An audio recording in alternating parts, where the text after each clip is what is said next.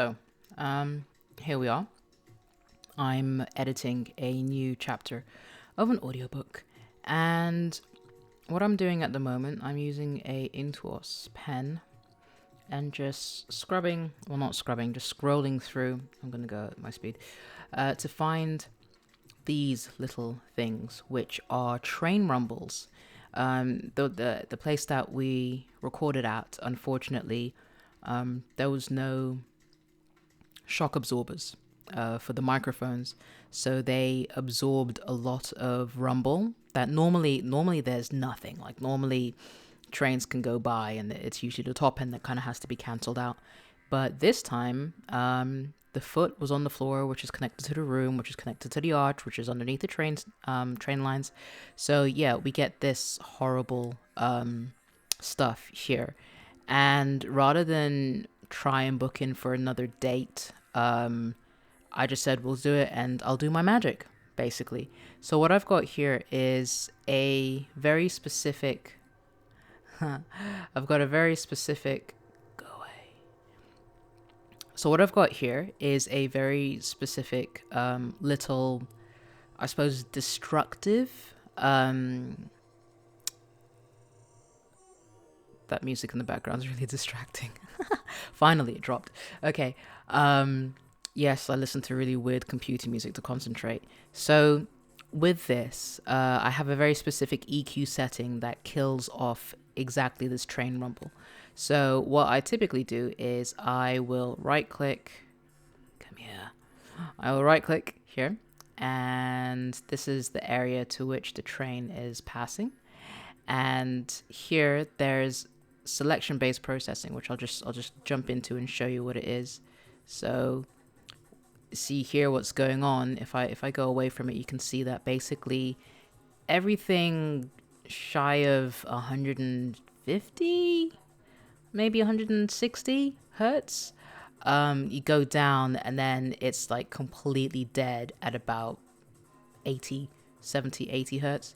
There's a little bit of a push around 60, 55, 60, but ultimately yeah, this is an arch that goes down because you're not really going to hear that, right? No one's really going to hear any of that, and it doesn't actually change the integrity of the entire recording unless you're listening to this as a pure WAV file, on just as a raw kind of really professionally edited audio file, which it does, by the way. All of this stuff and various other things that I've done does present it that way, but because Audible will just fully potato the crap out of this, there's some allowances I get to get away with, so the perfectionist in me doesn't have to have a complete aneurysm. Anyway, so I've created this little thing, another fun thing, just for the sake of fun. If I no, go in there, show it. So if I do this, what you can do, this is in Logic Pro, of course, is you can do a preview. If I do that. By which time I had restarted university at Westfield. And here, I'll just pause. I'll just pause that so you don't listen to all of it.